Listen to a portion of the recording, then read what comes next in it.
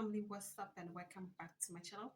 My name is Felicia Mufa and in today's video we are currently reading a story called Divorce Prescription. Well, if you don't know the story and you're new to the channel, Divorce Prescription is a story about Adam Alvarez and Celine Tate misguided love. And I believe you're going to enjoy the story because it's such an interesting story. It can resonate with you in your relationship or in your marriage, although I believe whatever Celine Tate went through shouldn't be normalized. So, if you're an old subscriber, thank you so much for always coming back. I really do appreciate you guys so much. I don't take you guys for granted. I do appreciate you guys. But please do subscribe to the channel, like the videos, and leave a comment down below. Let me know what you think about this story because it really helps a lot. And I know you guys are reading the story on the Webfic app, but please come and say hello here. It will not cost a thing. So we are not going to waste time. Let's jump right into the video. So the last one, we ended at chapter 144. So we are going to continue from chapter 145. Adam stood tall by the floor to ceiling window, his imposing figure silk whited against the light. His cold obsidian eyes had a dangerous edge, indifferent yet menacing. Do you think an apology is enough to settle this? Go home.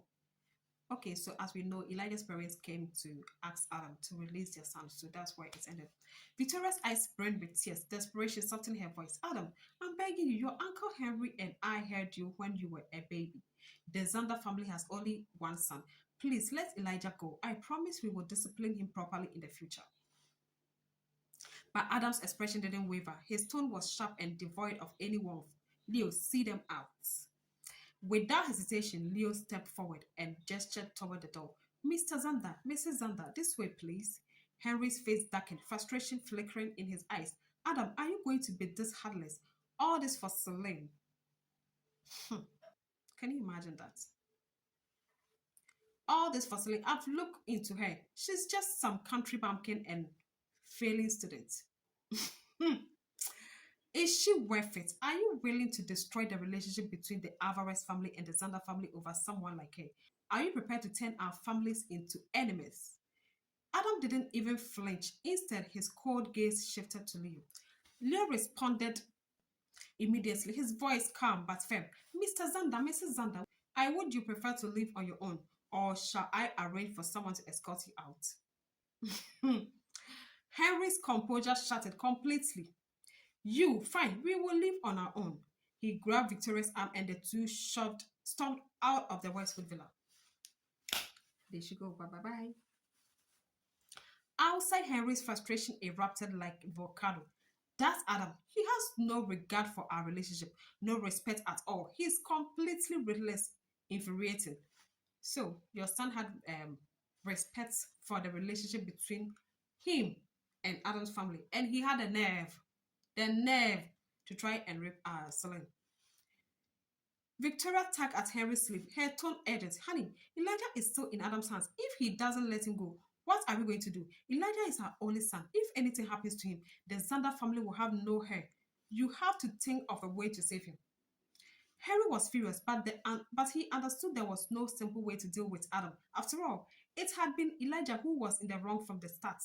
If things escalated further, mending the situation would be next to impossible. Yet Adam's unyielding, iron-hearted demeanor left them with no options. He had dismissed them coldly without a hint of consideration. When Henry found himself at a dead end, an idea suddenly struck him. I've got it. We can ask someone for help. Victoria's eyes lit up with hope. Who? Who could help us? Henry uttered a single name. Carly. Victoria seized the idea like a lifeline. Yes, Carly, we can go to her. Carly is Adam's favorite. If she says a word to him, Adam will definitely let Elijah go. Half an hour later, Henry and Victoria arrived at Tate Manor, bearing an array high-end luxury gifts. As Miss Tate, here is the latest designer handbag, along with some bracelets and some accessories. We hope you like them. The Zander family's visit was greeted with great fanfare. Hayden, Lucy, and Carly welcomed them into the sitting room. After all, the Zanders were a prominent family in high society, closely tied to the influential Alvarez family. Typically, Taste wouldn't have dreamed of associating with them. Carly's eyes sparkled as she took in the luxurious gifts. It wasn't that she particularly cared for them. Being with Adam meant she already had access to the latest limited edition items from top brands, often delivered to her before they even hit the market. She had grown used to extravagance. She had grown used to extravagance. What truly delighted her was the significance of this visit. The illustrious Zander family, so powerful and prestigious, had humbled themselves to seek for her favor. That was a symbol of her rising influence and importance. In the tight-knit, exclusive world of the elite, connections were everything. If Carly hoped to marry Adam one day, she would need to cement alliances with families like the Zanders to strengthen her social standing. She always knew how to position herself strategically in Adam's world. Carly smiled. I love them. Thank you. Mr. Zander, Mrs. Zander, you really didn't have to go to so much trouble. Henry didn't waste time and got straight to the point. I missed it. I'll be honest with you. We are here because we need your help. Lucy, who had been unusually quiet since Hayden had slapped her in front of the police station, had brewed coffee for the for the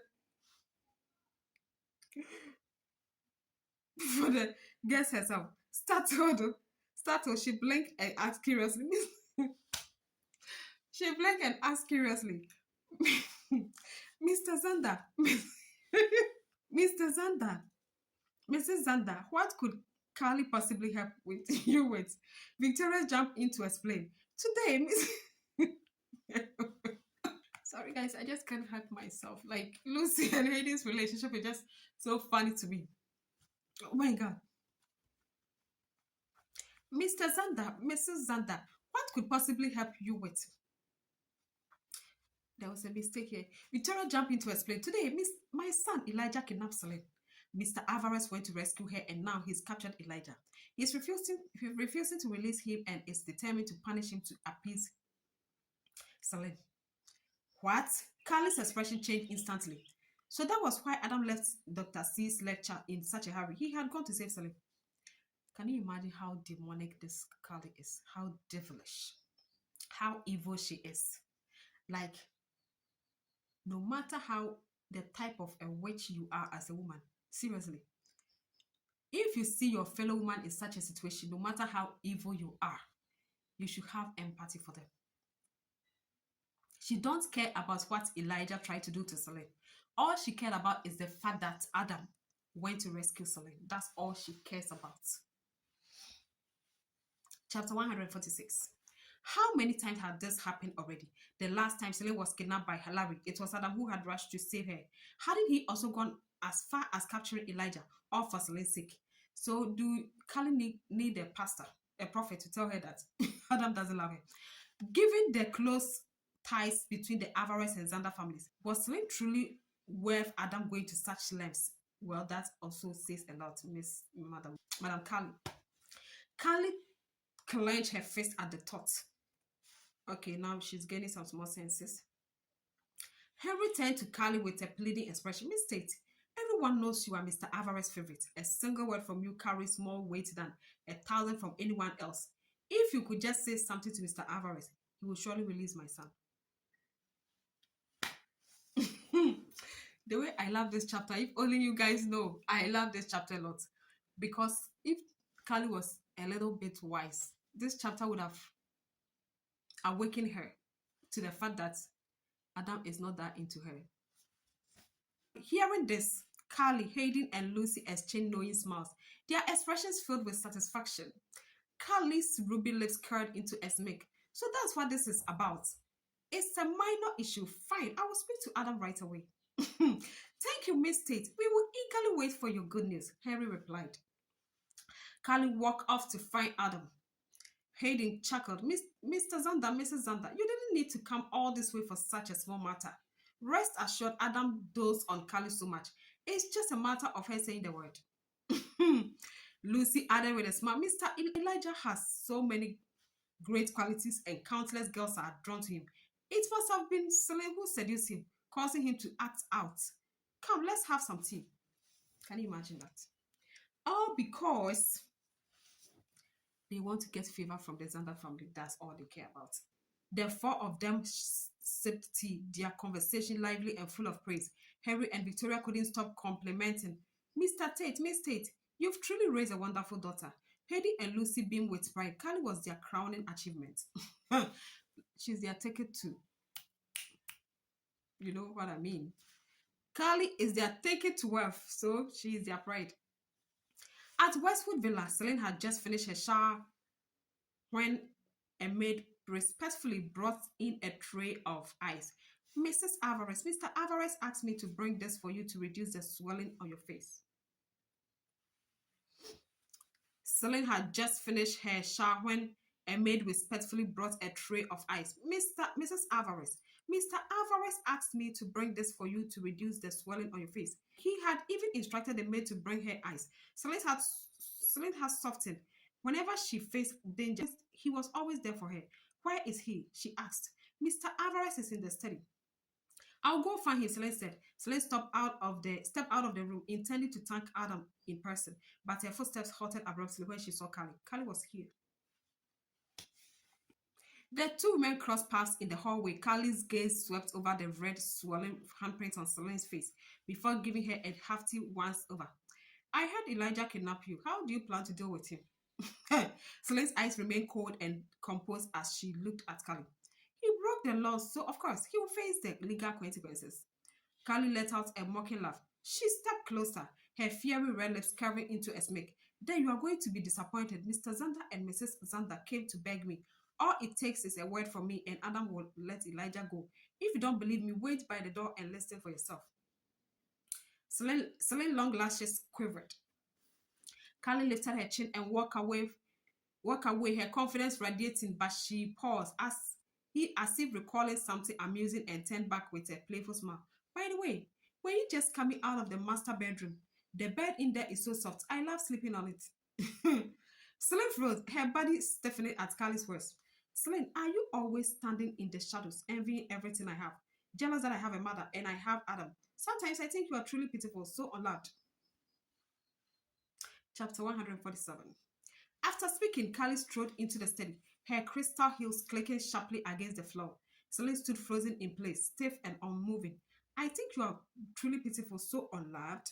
The words echoed in her ears, growing louder as they reverberated through her mind. Celine knew Carly looked down on her. To Carly, she was forever unloved, a shadow lurking in the background, constantly converting her mother and her Adam. Carly pitied her. A sharp pain stabbed at her chest. It ached, mingling with the bitter irony. Lucy and Adam had originally belonged to her. She started at the tightly closed door of the study if Carly asked Adam, would he release Elijah? Carly had told her to stand by the door and listen, but Celine couldn't summon the courage. She didn't dare to hear. The warmth that had briefly filled her heart earlier was cooling bit by bit. She should never have placed any hope in Adam. Without hope, there's no disappointment, no further hurt. The maid approached with an ice pack. Mrs. Alvarez, you should apply this to your face. Celine shook her head lightly. It's not necessary, she replied, her voice hollow. Inside the study, Adam sat in his leather chair, reviewing documents. Carly walked over to him and began massaging his shoulders. Adam, I heard you had Elijah detained, she said softly. Adam looked up from the papers, his sharp gaze piercing. Henry came to see you. His eyes were so perceptive that nothing could escape him. Carly admitted it openly. Yes, Adam, you should release him. The Alvarez and Zander families had a long-standing relationship, both socially and in business. Are you really going to break ties over someone like Celine? She is not worth it. She was not worth it. Everyone kept saying the same thing. Adam pushed Carly's hands off his shoulders and his cold gaze fixed on Carly. You are a woman too. I didn't expect you to say something like that.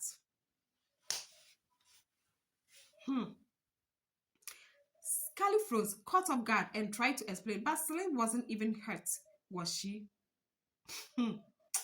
Adam's mood darkened further, his presence radiating cold, oppressive energy. I'm not releasing him. Go home. Carly was tuned. She had spoken up, yet Adam refused. Adam refused her. He wouldn't let Elijah go. Adam, Mr. and Mrs. Zander came to me personally. I already promised them you will let him go. If you refuse, how am I supposed to face them? Well, that's your business, Carly. That is your business. Adam cast her a chilly glance. That's your problem. No one told you to make promises on my behalf. Hey, Carly's face turned pale. She had come here full of confidence, convinced, like everyone else, that a single word from her would sway him. Instead, Adam had rejected her without hesitation. Leo, Adam called out. The door opened immediately and Leo stepped inside. Mr. Alvarez. Leo turned to Carly. Mrs. Tate, this way, please. Carly was trembling with anger. Who would have thought she would be treated no differently from Henry? Both of them unceremoniously thrown out. She stomped toward the door, her heels clicking sharply, but suddenly stopped mid-step as if struck by a thought. Her lips tightened and she spun back toward Adam. Adam, are you refusing to let Elijah go because he hurt a woman? Or because the woman is slain?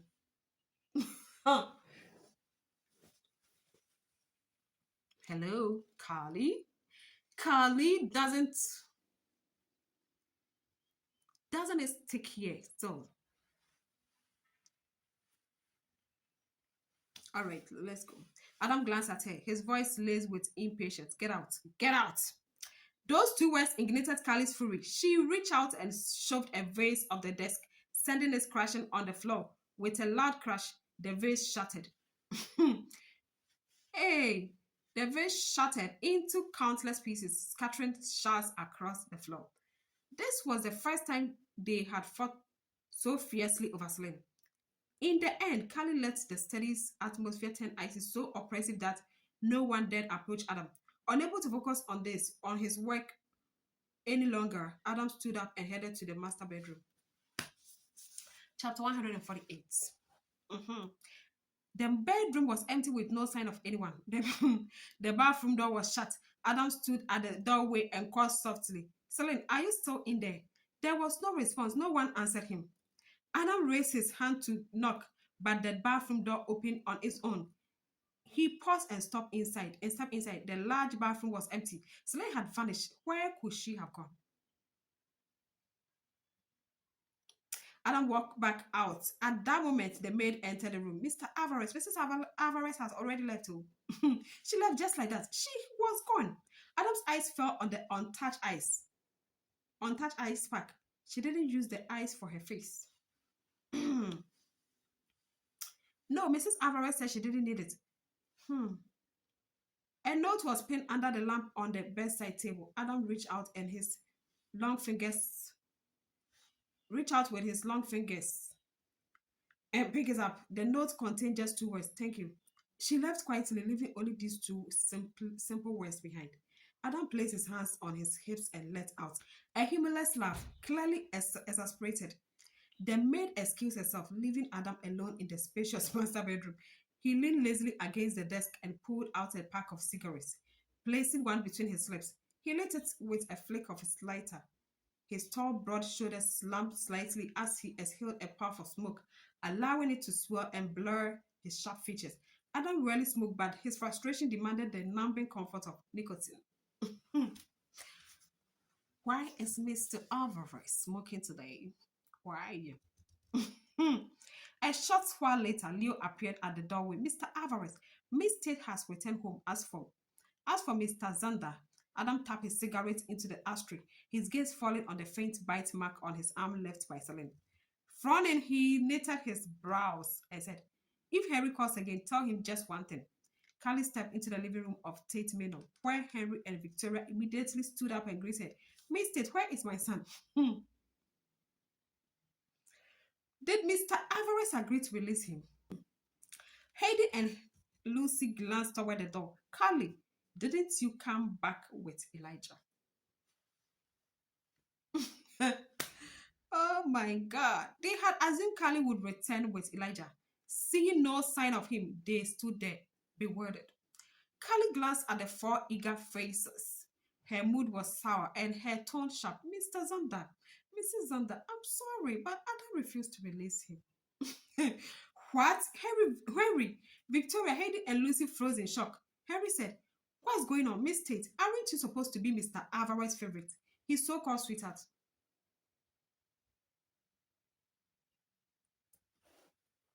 Victoria's face was filled with disappointment. Henry, we clearly trusted the wrong person. Favorite sweetheart. She can't even sway Mr. Alvarez. What a fraud. Henry sneered. Miss Tate, you've wasted our time. With that, Henry and Victoria turned to leave. Heidi and Lucy tried to stop them. Mr. Zander, Mrs. Zander, please wait. Henry and Victoria stopped abruptly. Take everything we brought with us, Henry ordered. The black-suited bodyguards immediately began removing the piles of luxury gifts stuck in the living room. Mr. Zander, Miss Zander, Hayden panicked, practically jumping in place. Carly, what's going on here? Lucy was equally incredulous. Carly, you spoke to him yourself, and Adam still didn't agree to release him. Their earlier arrogance turned into unbearable humiliation. Carly dug her fingernails into her palms in resentment. Selene, the game between us had officially begun, she thought. Sorry, let's go to chapter 149. That hurts. Haley, be gentle. Selene had returned from Westwood Villa to the women's dormitory. Haley was pressing on ice pack against her swollen face. Seeing Selene cry out in pain, Haley cursed angrily. That beast Elijah. How could he hurt you so badly? Where is he now, and why did you come back alone, Selene? When Haley heard the knock at the door earlier, she opened it to find Selene standing there with a red, swollen handprint on her face. Selene's arms and legs were also covered in red marks from where she had been gripped. These were clear signs of violence. It was late at night and Selene had returned alone, battered and bruised. Haley's heart ached as she wondered what had happened to Elijah. Earlier, Carly had gone to find Adam, so Haley assumed Elijah must have been released. Selene's long lashes were trembled as she reached out to embrace Haley's warm body. Haley, my face hurts. I don't want to talk. All right, I won't ask anymore. I just let me check where else you are hurt. We will use more ointment, and tomorrow you'll be back to your beautiful self, Haley said, trying to comfort her. Under the dim golden light of the hostel, the atmosphere felt warm and calm. Thanks to Haley's care and effect of the ointment, the swelling on Selene's face and mark on her body had disappeared by the next day. Her skin returned to its usual fair and smooth appearance. The two of them were heading to the cafeteria when Henry and Victoria suddenly appeared, blocking their path. Haley immediately went on guard. What do you want? Henry and Victoria dropped to their knees in front of Selene with a loud thud. Haley froze in shock. Selene, you are kneeling. Selene was equally surprised. She hadn't expected Henry and Victoria to kneel before her. With a frown, she asked, what are you doing? Henry and Victoria looked utterly exhausted. Their eyes filled with anxiety, tears streamed down Victoria's face as she pleaded. Selene, my son is a scoundrel. He wronged you terribly. We are kneeling to beg for your forgiveness. Please, just this once, ask Mr. Alvarez to release him. So now, the country bumpkin who they see as nobody is their last ticket to get Elijah from Adam's hand. They thought Carly was Adam's favorite. It turns out she wasn't. So now they are coming to the country pumpkin to ask for favors. Can you imagine that? Just this one, ask Mr. Alvarez to release him. Selene paused. Adam hasn't released him yet. Henry shook his head. No, last night we begged Carly. She spoke to Mr. Alvarez on our behalf, but he refused to let Elijah go. Mr. Alvarez said something. What did he say? Selene asked. He said we were asking the wrong person. Instead of pleading with Carly, we should be pleading with you. Did he really say that? Selene had assumed that once Carly intervened, Adam would release Elijah immediately. To her surprise, he hadn't, and he had even made that statement to Henry. Selene, Elijah is the only heir of the Zander family. We have spoiled him since childhood and failed to discipline him. So they acknowledge that they didn't raise him well. Okay. That's why he hurts you. We are willing to compensate you in any way. Just name your terms. Can you imagine? They think they can buy everything with money. Selene, the Alvarez and Zander families have been close for generations. If Mr. Alvarez is doing this for you, are you really willing to let our families treat each other apart? Tear each other apart? Your son didn't think about that when he was trying to jump on Selene forcefully. Henry and Victoria stayed on their knees, desperation clear in their voices. Celine looked at them calmly. Stand up. I'll call Adam and ask him to let Elijah go. Really, thank you, Celine. But I don't want to see Elijah again. Celine added, stating her condition. Henry quickly agreed. As soon as Mr. Alvarez releases him, we will take our son abroad. He won't ever appear in front of you again. Celine nodded. All right. Henry and Victoria thanked her profusely before leaving. Celine took out her phone and hesitated as she hovered over Adam's number. Adam had truly surprised her. Wasn't Carly the woman he adored? How could he have refused her request?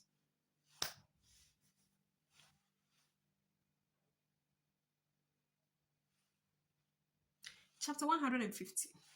Last night, she left without saying goodbye and didn't even thank him in person.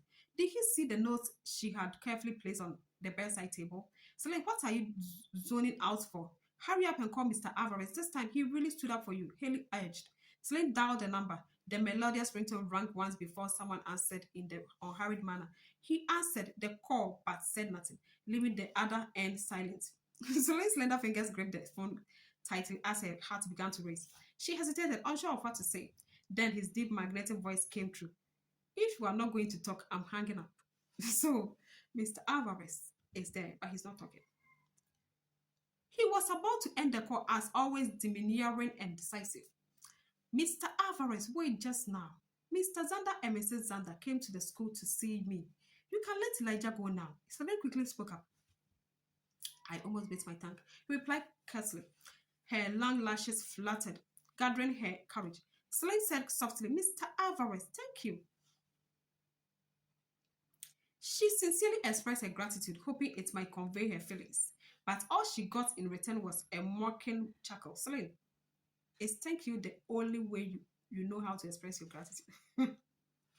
Celine clenched her phone tightly, feeling helpless under his sarcastic tone. She was at loss for words. At that moment, Haley chuckled beside her. Celine, since Mr. Alvarez helped you this time, you should repay him properly. Haley's eyes sparkled with innocence, utterly oblivious to any deeper implication. To her, repay him was simply a gesture of gratitude. The phrase repay him echoed in Celine's ears, making her cheeks burn. She had her own way of repaying Adam, but Haley is oblivious. That time with Larry, he had saved her and she had repaid him. This time, he had saved her again, and it seems she would have to repay him once more. Celine didn't want to dwell on why he had rejected Carly. She didn't want to overthink it or get carried away. She preferred to treat his help as a transaction where neither owed the other anything. Oh my God. So, is that how married couples should act? Why should your wife repay you with sex for anything you do? But it turns out that 90% of men are like that. It's transactional. For a man to help his wife, like even if a man gets you a gift, he wants something in return. So I think dating is even better than marriage, because when a man is trying to woo a woman, he will buy the gifts without asking for anything in return, because he wants to act nice, gentle. So he will do anything without asking for anything in return. Even if you don't ask him, he will do it. Men who are trying to woo a woman are so thoughtful until they get the woman. But some men are not like that though. Even if they get the woman, they still... Biting her rosy lower lip, Celine softly asked, Mr. Alvarez, thank you for helping me. I want to repay you. Would you accept it? There was a pause on the other end of the line, followed by two short tones. He had already hung up, leaving only the sound of busy tone in her ear. Celine was speechless. She stood there, phone in hand, feeling utterly dumbfounded. So, from what I'm gathering here right now, when Adam saved Celine from Elijah and took her to his house, took Celine to the master bedroom, the guy had dirty intentions. He was planning to sleep with Celine that day, and then Celine left. So the guy is angry. And you see, when Leo walked in the room, he was smoking and he was looking at the mark Celine left on his hand. So Mr. Alvarez is not as innocent as you people think. Who is Mr. Alvarez? Everyone is dying to know who Mr. I myself, I don't even know who Mr. Alvarez is. So please guess. Guess and tell me who Mr. Alvarez is, please. And Adam's apple So if you don't know, I saw it on Instagram. I don't know. Now there's AI. So I don't know if our mind is also AI, if they have injected that with AI medicine. I don't know. Because sometimes you might think of something and you go to Instagram or Facebook or something and then you see it there. It turns out that Adam's apple is that barge in here on men. This used to be there during the old days, but now from what I gathered, now you don't see it anymore. Who knows? Men of today are completely different from men in the 70s, 80s, 90s. So it wouldn't surprise me at all. It doesn't surprise me. Okay? Doesn't.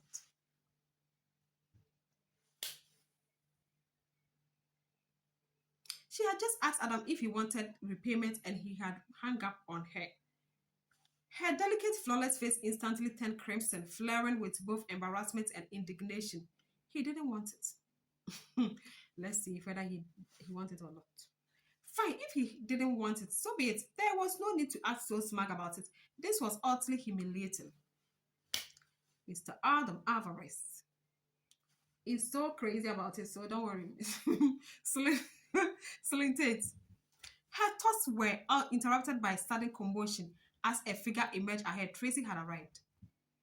A group of students surrounded Tracy, their faces filled with admiration. Tracy, please sign an autograph for me. Tracy, we want to be as amazing as you someday. Haley leaned in and whispered, Celine, since Elijah took you away yesterday, you probably missed what happened during the lecture. Dr. C was absent. As the crowd grew restless, Tracy, Dr. C's assistant, stepped up to the podium and delivered the lecture instead. She did an excellent job, and by the end, the applause was overwhelming. Tracy became an instant sensation. Dr. C was absent as the crowd grew restless. Okay, so that's not all. I heard one of Tracy's academic theses was selected by the Museum of Medical Sciences. It's going to be officially displayed in their exhibit window tomorrow. That's a huge honor right now. Tracy's riding the wave of fame. Celine glanced at Tracy. No wonder she seemed so radiant, her pride practically overflowing. In the absence of the lion, the fox seemed to have eagerly. So, in the absence of the lion, the fox seemed to have eagerly claimed the throne. Chapter 151, and this will be the last chapter.